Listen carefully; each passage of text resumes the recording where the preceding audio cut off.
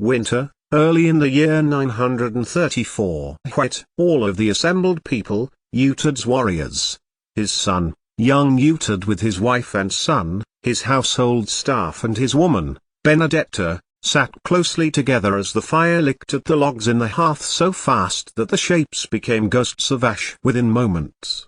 All had stopped, all were listening to young Finan as he began the tale. That tale was the oldest that the Angles and the Saxons knew, a story carried across the northern sea from Geatland and remembered at times when it was needed, feast days, times of peril to calm and stir memories of common community. And on days like that day, when the snow fell thickly and carpeted the surrounds of Bibbenberg in several inches, thick and deep, the animals had been brought in and some were even in the chapel, being a thick-walled chamber that would allow those which had survived Blotmanat to survive to the spring. It was not surprising. Young Finan had told young Utad the summer had brought bumper crops to the farms. Apples were abundant in orchards, wheat and barley and rye had thrived, and there was hardly a back that was not sore nor a face that was not pinched in tiredness from recovering every single piece of nature's God-given bounty from the earth. That sounds like pagan talk, young Utad had teased. He had been brought up in a convent and was a Christian, like young Finan. Unlike young Finan, his was the Roman Christian variety, as famously brought to Northumbria by their ancestor, King Oswy, and was now baptized at Lindisfarne. It might well be pagan talk, young Finan had quipped back, but was it not also sense? God would provide a bounty enough for a land to live on if the weather was as bad as this. Plus, what would a Roman Christian know? Irish Christianity had been there much longer than Augustine's church, and it was terrible to think that the Holy Island had none of the Church of Comsil upon it any longer. If it did, young Utad had argued back, handing young Finan his rein that they would go out on watch together. Oswy's treaty had failed. And so on, back and forth, discussing their common history, discussing stories, discussing history, discussing paganism, both Cymric and Aryan, and English, Saxon, Danish and Norse. Young Finan liked these discussions, far away from their fathers, on watch duty, and he suspected his cousin liked them too. Young Utad also teased young Finan about marrying, and would sometimes point out a girl every so often and ask him about her. Others him, young Utad would tease, and young Finan would hit his arm in reply, telling him he didn't wish to marry. It was a lie. Of course, on the day his uncle had told him he could stay as one of his warriors, Finan had taken young Finan a walk and told him of the agreement that he and Constantine had made for his future. Of course, you may never get to be king of Alba, Finan had told him. Malcolm may well marry and have an heir old enough to take his place, but should he not, young Finan would be called Ildub, and take the place of the original Ildub as a potential successor. At first, young Finan was shocked, and asked Finan whether this was to do with his parentage. He could hardly not know, with Utad using it as a verbal stick to beat him with every so often. You are my son, your mother says so, I say so, Finan told him. Do you not think that she would just admit you were the son of that Bars the king of Alba? If you were, it would be so much simpler, if it were true, to do that. And young Finan could see Finan's point. He would never have had to come to Bibbenberg, he could have stayed at Dunnottar, been a warrior, been a Celiached. It was an unnecessary complication. But then, he told himself, his mother loved Finan, and wanted to be with him. Would she have put them all through this for her own desires? He didn't think so. And he felt it, with Finan, he felt a connection to him, not least because they could both speak Gaelish, and it was one way that they could both talk to one another with no one else understanding. Not that there was much to say that was private, but that conversation, on the beach at low tide, on a cold, winter's evening like this one, was.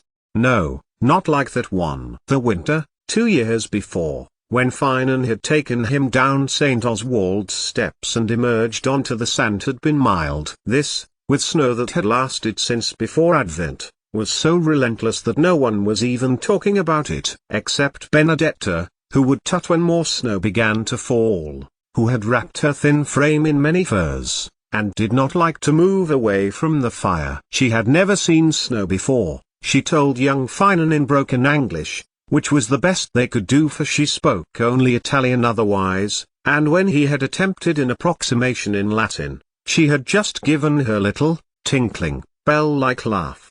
"I do not like it," she told him one day, as even the ships were unable to move to go out to coax fish from their icy havens. "Will it go on like this until the end of time?" "The Danes think so," young Finan told her. "Or, at least their gods think so. They believe the frost giants will come from Jotunheim and cover the world like this." He looked at the flakes of snow falling past the windows of Bibbenberg's hall, as big as silver sixpences. "And the Cymric believe, they tell a story, anyway, that the world once shivered for years and years like this, and some people remained while most left, to return when the frozen land thawed."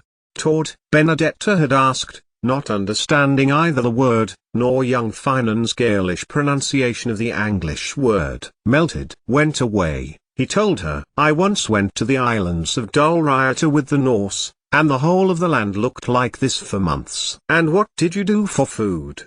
Benedetto asked. "Dried fish," he told her. "Salted. And whale meat." "Whale, a huge fish," he told her, "that swims to even colder waters than this." "Nothing could be colder than this," Benedetta grumbled. But the conversation ended, for Uhtred had come into the hall at that point and had taken exception to his nephew's talking to her.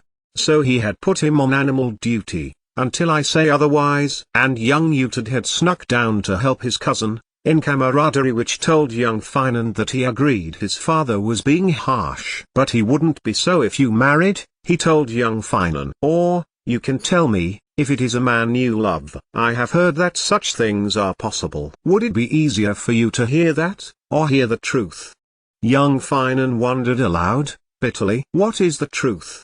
young Uhtred asked, awed by his cousin's response. But young Finan kept by his word that Finan had bade him take, that he would never tell anyone about the vow he had given to Constantine. "If I tell you it is something to do with a Black Island, you must ask me again, in the future," young Finan told him. "Far in the future," he added, knowing his cousin. "But if you choose to believe what he believes, that I am in love with Benedetta, then so be it." Young Uhtred only half laughed, only half believed his cousin was joking. No matter. He would be treated badly by his uncle no matter what he did. Cleaning out the animals was no worse than he had been treated in the past by his uncle. He had not thrashed him for nothing this time, as he had once done, or humiliated him, for sport. Perhaps his uncle knew that he had chosen to stay of his own volition. So he vowed not to speak to anyone, and do the most impeccable job he could in keeping the animals clean and fed,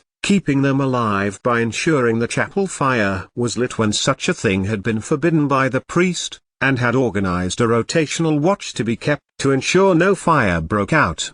It had angered his uncle that young Finan had taken to the task without complaint. But even Uhtred relented at Christmas, and allowed young Finan in for the feast, rather than having to eat his food in the kitchen. Now, he had been called upon to be what young Finan loved most to be, a story sayer, a living memory of the tales passed down from many different cultures. So while those in his audience drew closer to hear a familiar story, the rest, to whom Beowulf was new, the Danes in Uhtred's service, such as Ijul, young Finan's only other friend, any younger Angles and Saxons, and of course, Benedetta, drew close to the fire themselves and fell silent, so they missed not a word, so close that it looked to young Finan that they were close enough to eat the wood that crackled to ashes as he spoke. It would not be long until young Finan told stories again to a similar audience, except it would not be here, at Bibbenberg, nor at a time which was threatening to shroud the fortress in ice and frost. Many things would have happened by then, many opinions changed, many alliances broken. And it would all begin with the decision by the King of Alba to ignore a second summons from Aethelstan to travel to Winchester with a rare second opportunity kneel before the self-styled king of the whole of Britain.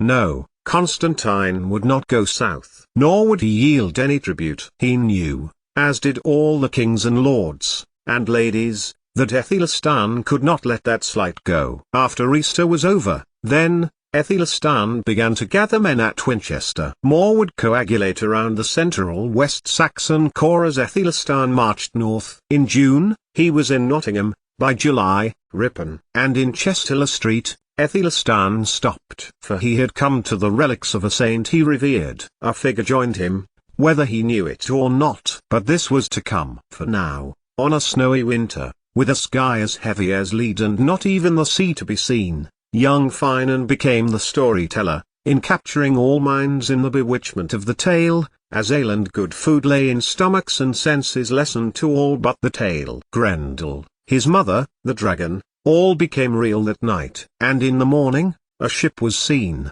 not Alba, or of England, not Domnall or even Danish or Norse, but a lone ship it was, and it was heading south. 88,888,888. I will not leave my people. When spring came and the news that a mighty army was heading north, we had come at haste with the news, 10,000. He told her, I have seen it were his words when Osrith pressed him. And Bean's family evacuated their farms and came to Osrith's hall when the army came into sight. Trust your guard, Finan told her. Go to Constantine. Osrith looked at him, indignantly. I will not leave, she told him, for she had already risked Berwick by sailing south. She had sailed south several times to scout for information. Not that she didn't trust Eswy and Bean, and other who travelled into her brother's territory. She wanted to see this king and see his progress north. And his army had reached Chester Street. Aethelstan had made generous gifts to the tomb of Cuthbert, and Osrith had watched him stay beside the saint all night. When he left, she saw that he had left a finely embroidered manipple and stole beside his tomb. What Osrith had seen him pray for in the dead of the night she could only guess, was some of his instinct, then, to continue the conversion of all those who followed the Arian Church. It would be a hard sell if so. If the people between Durham and Alba saw an army forcing itself upon them. We sail home, she told Soras, one of the Alba guards who had struck up a strong friendship with Coltigar. He had not known he was sailing Osrith south, but when she rewarded him with hacksilver his face had dawned with realization. Say nothing, she had told a warrior who had been sent south having escaped execution for theft in Alba and given a second chance. A second chance with Anglish, had been his bitter reply, but he had soon changed his mind when he had been trusted with guard duties to the west to repel rivers, which he was adept at. Coltigar, who had had his doubts about the ex-convict, had begun to like him, and three were often seen heading west before dawn to catch the very earliest of thieves with a once thief, who knew all the tricks. And Finan had gone south, as they had always agreed he would. But this time, Osrith wished he would have stayed beside her. Lock the stables. Guard them, she told the warriors. Aethelstan is heading north, and will not stay long in our lands. We must protect our people. And so, with Mersins, Alba warriors, a Norseman and her own warriors of Berwick, Osrith waited for Aethelstan, and the army of England to come.